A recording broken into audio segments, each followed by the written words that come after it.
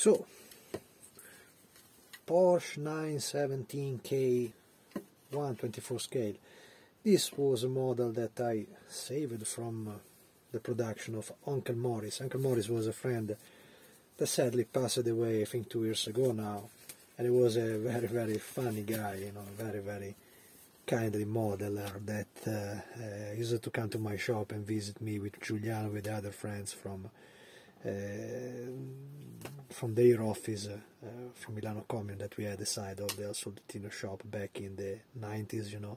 And Uncle Morris was a quite famous guy, you know, we called him Lo Zio, and he was a very, very funny guy that enjoyed a lot to build up models back in time, you know, and he used to be very, very good in assembly and building, but he was just too quick and he just wanted to build up a model in 1 week, and neither that, so run too much around details and so on. So it happened to me that he bring to the shop more than 20 years ago a model of the 917, this model of the 917 that was finished in the Gulf livery, and it were very approximative way, you know, and detail messed up, so it was a big mess that he made. He just wanted to show up. Anyway, the painting was quite decent, you know, the Gulf combo was absolutely respected, and was a decent model from, we are talking of a model of 2000, 2001, something like that, you know. Then it happened to me that he completely forgot the model. He gifted to me because he lost the interest, you know. He just said I enjoy to build them up, but he didn't want to take care of them, so he simply abandoned this model in my store, and after some moving and so on, the model went nearly completely destroyed, you know. However, I didn't trash the parts from Fujimi. It was not a complete kit because many parts were missing, you know, many details were completely destroyed or gone, but the main body, the main shape of the body was anyway saved. And it happened to me that I saved this together with another model that I made more than 30 years ago, and it was a Union LR kit of the 917K, the short version, the Kursek. And so it happened that recently I bought a decal sheet from Studio 27 about the Martini racing team livery, and I wanted to use this scrapped model by Uncle Morris and keep it to a newer life, you know, to make something special, because I don't have at the moment in my collection an ordinary 917K. So what I did, the idea was to prepare the model and to cut the missing parts that I had, you know. It was just a bunch of parts, so I had to download from Hobby Search the PDF file about the instruction sheet of the proper Fujimi kit. I have, I think, a couple of them in Italy, but here in Sweden I don't have any of the 917 from which I could take the instruction sheet, so I need to download it. And I had the idea to make it like a full open model, you know, including the engine, the doors, and also the front hatch. As you probably know, one of the problems of the Fujimi model is that they anyway provide an open rear deck, but they don't provide the basement of the model, so of the motor. So inside the Fujimi model you basically have just an upper part of the vent up here and nothing inside. So if you try to make this bonnet open, you don't see basically anything inside the wheelbase. There have been companies that prepared the motor. I don't remember which was it. It was Antonio, a friend in Facebook, that offered me that kit, but I could make it very, very easy because, as I said, I also scrapped the model of a previous Golf that I made from Union LR kit. The Union LR was very different in dimension, in shape and so on, but they provide a full motor inside together with the parts for the gas tanker and the batteries and so on. So basically what I did here was to cut part of the engine and to place it inside the Fujimi model to make it look like if there is a complete engine bay detailed. Also because if you study properly the documentation and the picture of the 917, the area that remains the more visible of the model is basically this area where there is the spare wheel and the two trumpeter, that is the ducts keeping air to the gear shifter, to the gearbox down there. So my idea was to place the basement of the Eller model that you can see from the side of the opening, you know. That was pretty decent, you know. They printed a big logo Porsche over. I had some cables coming from the sparklings, you know, from the 12 sparkling of the cylinders, and of course it's a simplified version of what it should absolutely be, but the overall idea, it is in a way that if you look in the engine bay, I didn't make the rear edge that you can take it away. I placed it 2 hinges and 2 magnets in the way that you can simply take away the standing up pole and close it, and it closed perfectly, you know. So it happens that when you close the car, you don't see the matching line that is wide open and so on.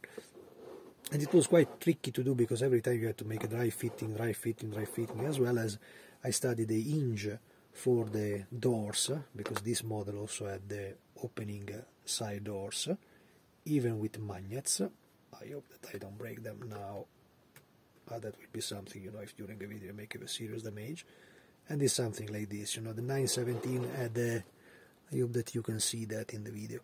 The upper hinge that I made with a metal part and the little nylon knitted inside the body of the car, plus a real belt, like the real car had the real belt down there, that is supposed to be the lower hinge part of the opening door, you know. There is also a micro magnet there in the side, so in the way that when you close the door, also here the closure remains basically perfect, because the magnet anyway covers the edge of the door.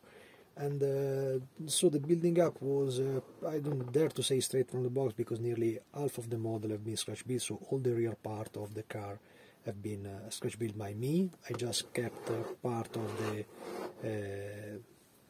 I hope with light that you can see the lower part of the 917, and it is the most visible part ever, all the mechanic down there. So I rebuilt completely the exhaust. I used the photo etched set for the hanging up stuff. I don't know the technical name of that metal hollowed part, but it's quite famous in all the picture of the 917. And added a lot of wire and cable down there ending. You cannot see them so much because you need a little light to go there and check at that. I also write Ersatz, I think is the word in German for spare wheels, Ersatz. And I like it a lot, this livery. It should be the livery used in 1971 by L. for Larousse in the 1,000 kilometers of Buenos Aires. And I also recycled from the assembly that Uncle Morris did back in time the photo etched set. Just the wiper in front had to be a little reshaped because it was completely wrinkled and destroyed and so on. But finally I think that the model absolutely takes the shape of the 917 and is also quite decent also in the closed position. Usually when you make opening models and so on, it's not so easy to maintain the proportion and the shape like in this. This was a racer of the 70s with a very nice line that seems like a wing, you know, all over the body. It's also typical that you can see over the Martini Racing writing the glossy effect of the paint and so on. Maybe I went a little too bit glossy with this model, because if you look at the pictures of the real racer in the 70s, they were honestly not so glossy as my model is. But how to say, it's a kind of convention that today when you make models you have to make them candy gloss. So the risk is that maybe when you try to show the model, people can tell you that it's not so glossy, and they like it, you know. It's a kind of convention that I personally don't like it so much, and of course my model, my rule, but that's it. I made it this way. It became ultra glossy for the standards of the 70s. But I think it's anyway a pleasure to see for the eyes. It's really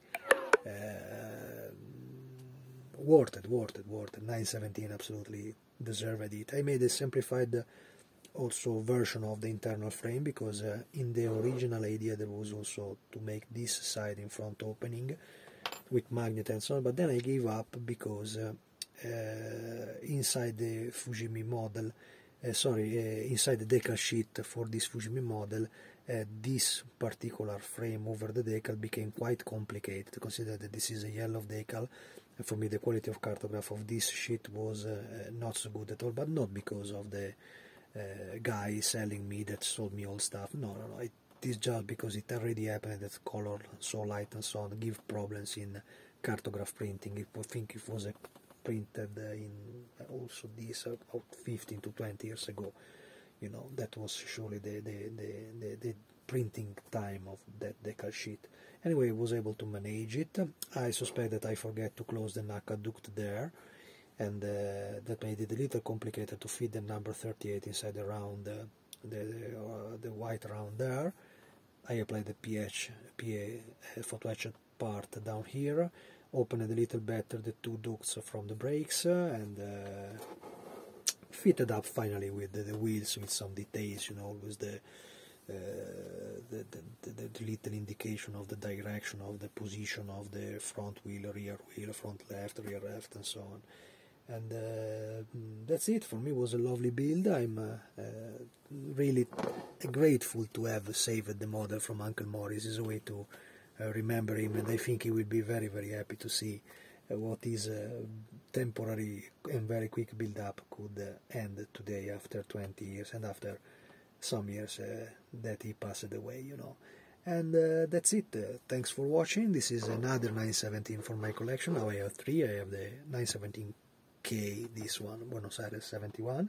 I have the Inter Series 74, the turbo version, and I have the LH, the long hatch version of Le Mans 1971, even in Martini Racing livery. So that's it. Thanks for watching.